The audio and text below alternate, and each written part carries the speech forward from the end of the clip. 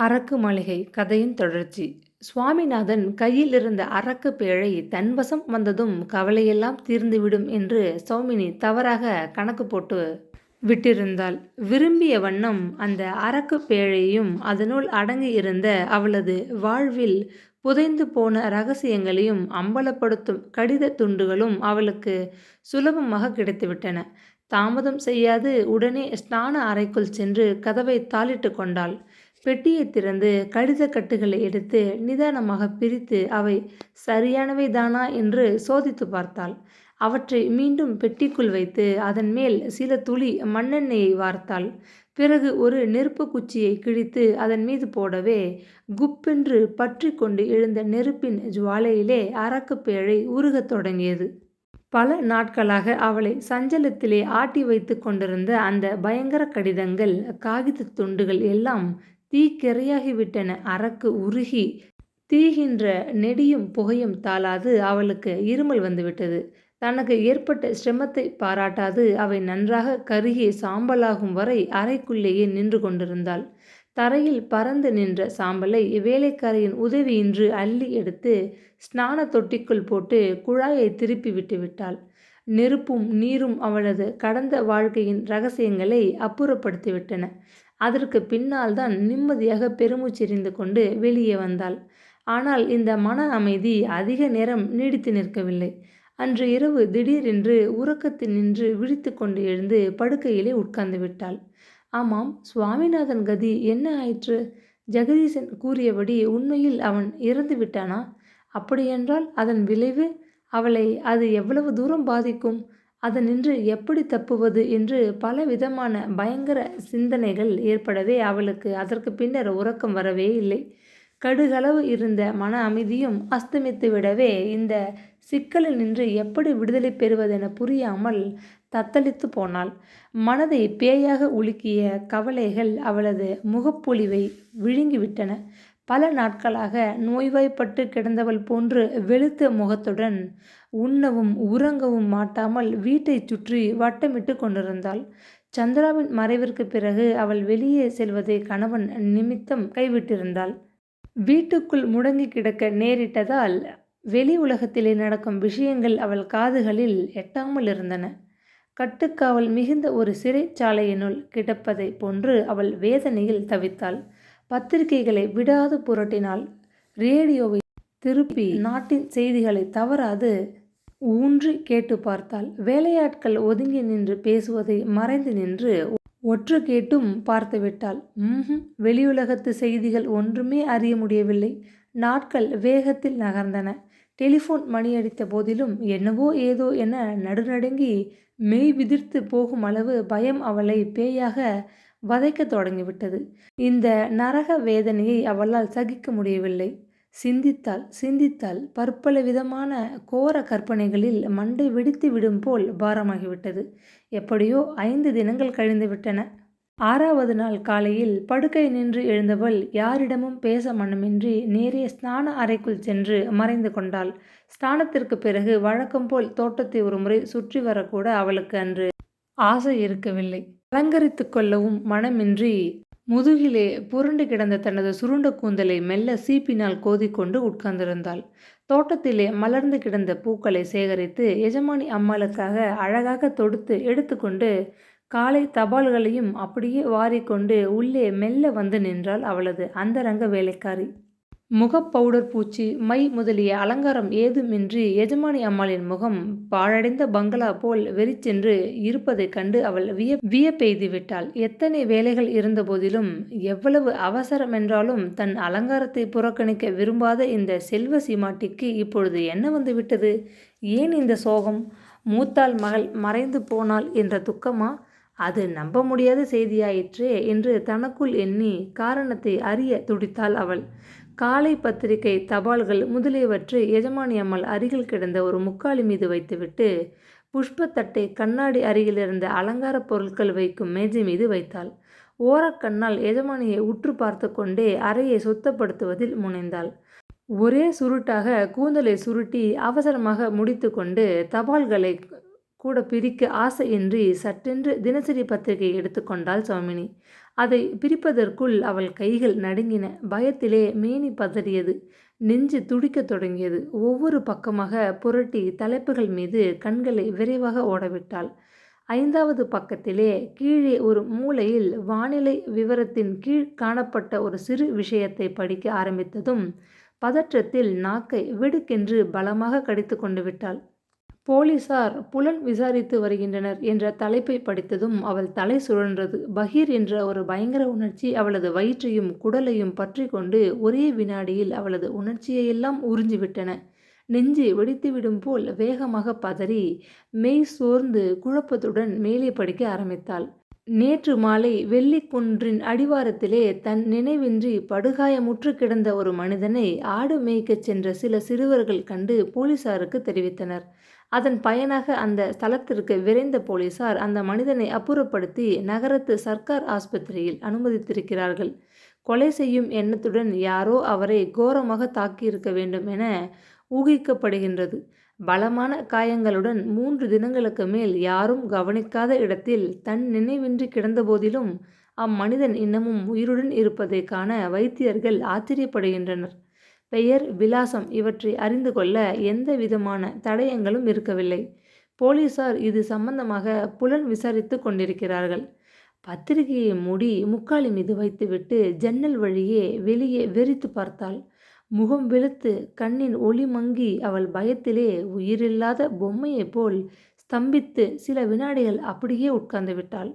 அடப்பாவி, அப்படியென்றால் சுவாமிநாதன் இன்னமும் சாகவில்லையா?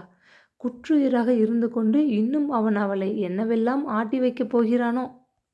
அம்மா, பூவை தலையில் வைக்கட்டுமா என குழைவுடன் கேட்டுக்கொண்டு அருகில் வந்த வேலைக்காரியை கண்டு மரண தேவதையை கண்டவள் போல் அப்படியே மிரண்டு போய்விட்டாள். திடுக்கிட்டு எழுந்து நின்றாள். என்ன பூவா? போடி போ. வேலை பொழுதில்லாம பெருக்க உள்ளே வந்து விட்டாள். உன்னை யார் இப்பொழுது கூப்பிட்டது என்று உரத்த குரலில் கோபத்துடன் இறைந்தாள். பதில் பேசாது விழித்த வேலைக்காரி மீது அவளுக்கு ஆத்திரம் பற்றி கொண்டு வந்தது. மயக்கமுற்று கீழே விழுந்து விடா வண்ணம் சற்றென்று அருகில் இருந்த சுவரை பிடித்து கொண்டு நின்றாள். வெளியே போ, உன்னைதான் சொல்கிறேன், மட்டி கழுத என்று கிரீச்சிட்டாள் சௌமினி. சுவரை பிடித்து கொண்டு நின்ற எஜமானி அம்மாளின் கரங்கள் குளிர் கொண்டு விட்டனோ போல் நடுங்குவதைக் கண்ட வேலைக்காரிக்கு ஆச்சரியம் தாழ முடியவில்லை. வீட்டில் சண்டை ஏதுமின்றி இருக்க அம்மாள் ஏன் கண்டபடி ஏசுகிறாள் என்ற துக்கம் ஒருபுறம் பொத்து கொண்டு வந்துவிட்டது. பூச்சரத்தை மேஜை மீது வைத்துவிட்டு மின்னல் போல் அவள் வெளியே ஓடிவிட்டாள். கதவை தாளிட்டு கொண்டு வந்து அறை நடுவே நின்றாள் சௌமினி. அண்ட சராசங்கள் எல்லாம் இடிந்து அவள் தலைமீது விழ வந்து கொண்டிருக்கின்றன போல் ஒரு பிரமிப்பில் அவளுக்கு என்ன செய்வது என்றே புரியவில்லை. அறைக்குள் குறுக்கும் நெடுக்கும் பல முறை உலாவினாள். குழம்பி கிடந்த அவளது மூளையில் பளிச்சென்று ஒரு வழி புலனாகியது. உடனே அவசரமாக பீரோவை திறந்தாள். தன் வசமிருந்த எஞ்சிய ஆபரணங்கள் அனைத்தையும் ஒன்று விடாது வாரி தனது கைப்பையில் திணித்து கொண்டாள். மேல் தட்டிலே கைக்கு எட்டிய இடத்தில் இருந்த ஒரு புடவையை இழுத்து அழகும் பொருத்தமும் பார்க்க பொழுது இன்றி விரைவில் உடுத்தி கொண்டாள்.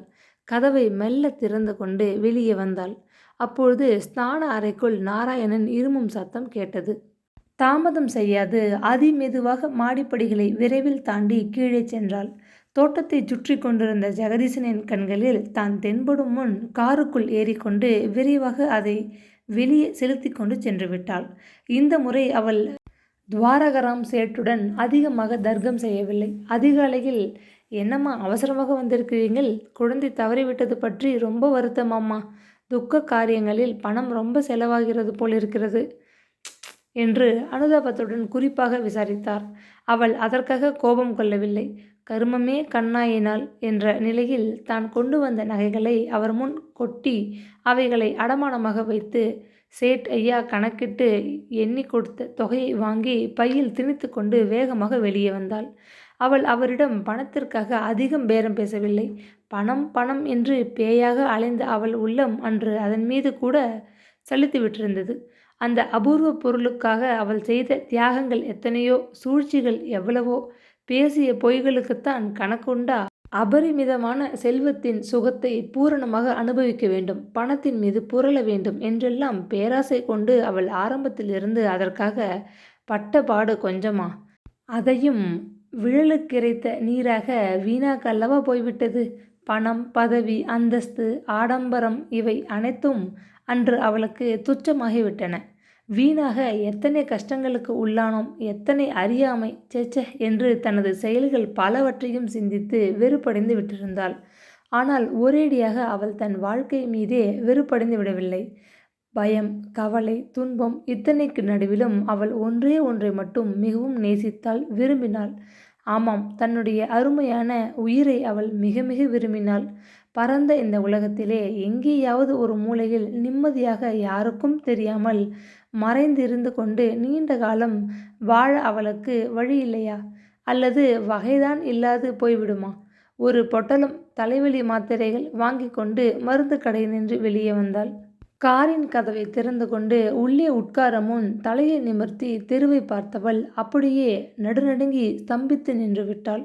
எதிர்புறத்தில் மோட்டார் சைக்கிள் மீது சாய்ந்து கொண்டு நடைபாதை அருகே நின்று கொண்டிருந்த போலீஸ்காரன் ஒருவன் அவளையே உற்று பார்த்து கொண்டிருந்தான். சௌமினியின் நெஞ்சு வெடித்துவிடும் போல் துடிக்கத் தொடங்கியது. கரங்கள் பதறின. காரின் கதவை மெல்ல திறந்து கொண்டு உள்ளே உட்கார்ந்தாள். மிகவும் சிரமப்பட்டு தன் உணர்ச்சிகளை கட்டுப்படுத்தி கொண்டு வண்டியை செலுத்தினாள்.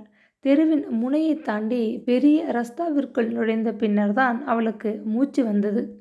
ச்சே, என்ன பிரம்மை என்று தன்னையே ஒருமுறை கடிந்து கொண்டு வீட்டை நோக்கி வண்டியை மேலே ஓட்டி கொண்டு சென்றாள். கொஞ்ச தூரம் கூட அவள் செல்லவில்லை. அதற்குள் பின்னாலிருந்து படபடவென்று ஓசை வந்தது. அரண்டு போய் காரின் கண்ணாடி வழியே நோக்கினாள். அதே போலீஸ்காரன் மோட்டார் சைக்கிள் மீது அவளை தொடர்ந்து வந்து கொண்டிருந்தான். பீதியில் குழம்பி போன சௌமினிக்கு கண்முன் என்ன நடக்கிறது என்று கூட தெரியவில்லை. உயிர் உடலை விட்டு ஓடிவிட்டது போன்ற ஒரு பிரம்மையினால் உந்தப்பட்டு மெல்ல வண்டியை ஓட்டிக்கொண்டு போனாள். மிகவும் வேகமாக அவளை தாண்டி கொண்டு சென்ற மோட்டார் சைக்கிள் கொஞ்ச தூரம் சென்றதும் நின்றது. அதனின்று இறங்கிய போலீஸ் ஜவான் கையை நீட்டி அமர்த்தினான். வேறு வழியின்றி சௌமினி காரை நிறுத்தினாள். உல்லாசமாக நடந்து காரின் அருகே வந்த போலீஸ் ஜவான் புன்முறுவலுடன் அவளையும் வண்டியையும் ஒரு முறை ஏற இறங்க உறுத்து பார்த்தான். தயவு செய்து தங்கள் லைசன்ஸை காட்ட முடியுமா என்று குழைந்த குரலில் கேட்டான். நறுக்கிவிட்ட பயங்கர மீசையும் குற்றங்களையே கண்டு கூசாது கடுமையாக விட்ட கருணையற்ற கண்களும் அதிகாரம் நிறைந்த குரலும் கொண்ட வாட்டசாட்டமான போலீஸ்காரனாக அவன் இருக்கவில்லை. காக்கி சட்டைக்குள் மறைந்து கொண்டிருக்கும் கம்பீரமானதொரு கலாசாலை மாணவன் போல் மிகவும் இளமையாக காணப்பட்டான். அழகான ஒரு பெண்ணிடம் பேச நேரிட்டு விட்டதே என அஞ்சி விட்டவன் போல் சங்கோஜத்திலே அவன் முகம் சிவந்து விட்டிருந்தது.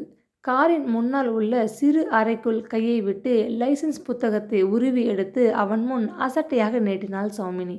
அதில் இருந்த புகைப்படத்தையும் அவளையும் ஒரு முறை ஏற இறங்க பார்த்துவிட்டு சௌமினி நாராயணன் என்ற பெயரை மந்திரம் போல் 3 முறை தனக்குள்ளே சொல்லிக் கொண்டான் அவன்.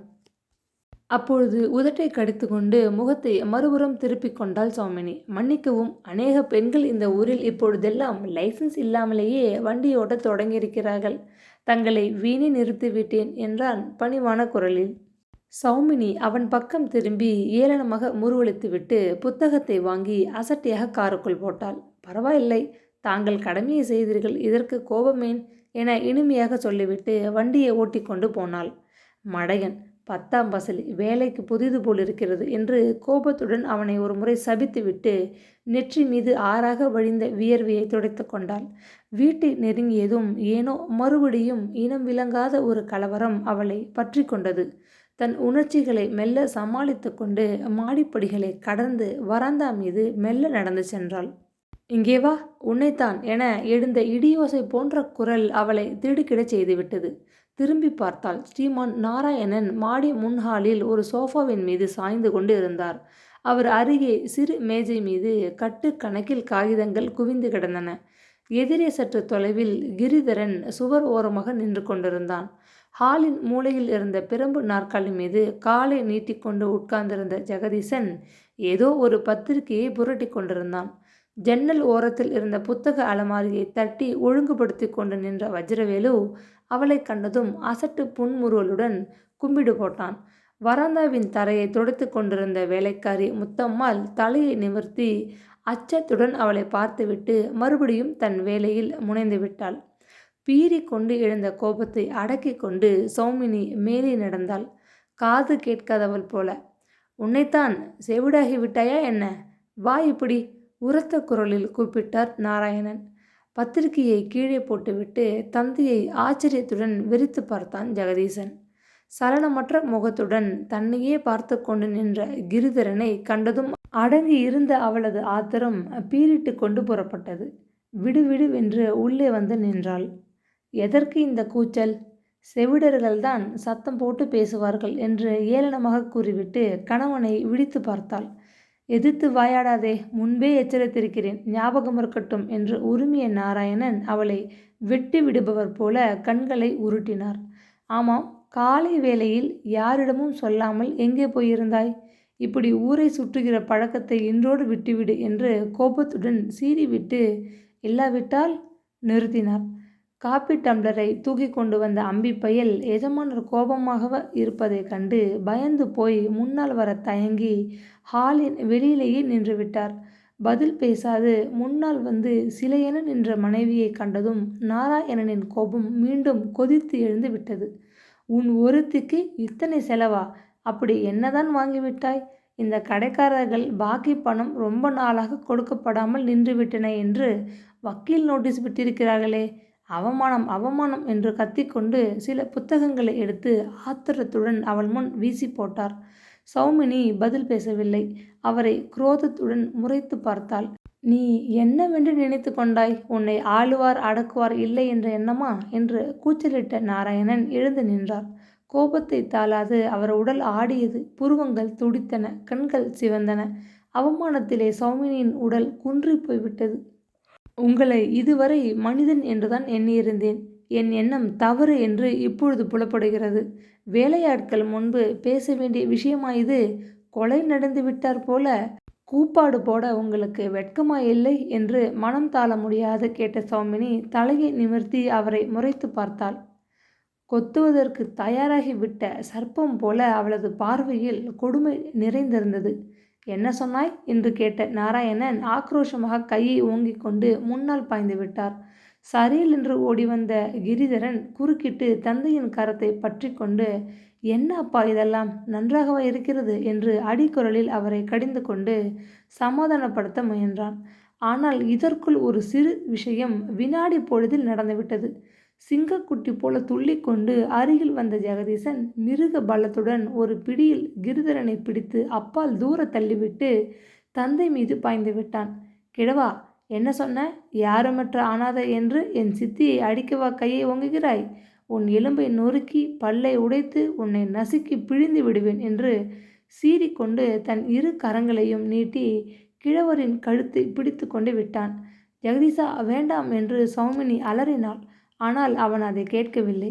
கண்கள் சிவந்து உதடுகள் துடிக்க உணர்ச்சி வசப்பட்டு போன அந்த இளைஞன் தன் இரு கரங்களாலும் பலமாக தந்தையின் கழுத்தை நெருக்கி அவரை சுவரின் மீது பலங்கொண்ட மட்டும் மொத்த தொடங்கிவிட்டான். கீழே விழுந்த கிரிதரன் உடனே சமாளித்து கொண்டு எழுந்து ஓடி வர இருவரும் கூடி ஜெகதீசனை பிடித்து அப்புறப்படுத்துவதற்குள் நாராயணன் தன் நினைவின்றி வேறற்ற மரமாக கீழே விழுந்து விட்டார்.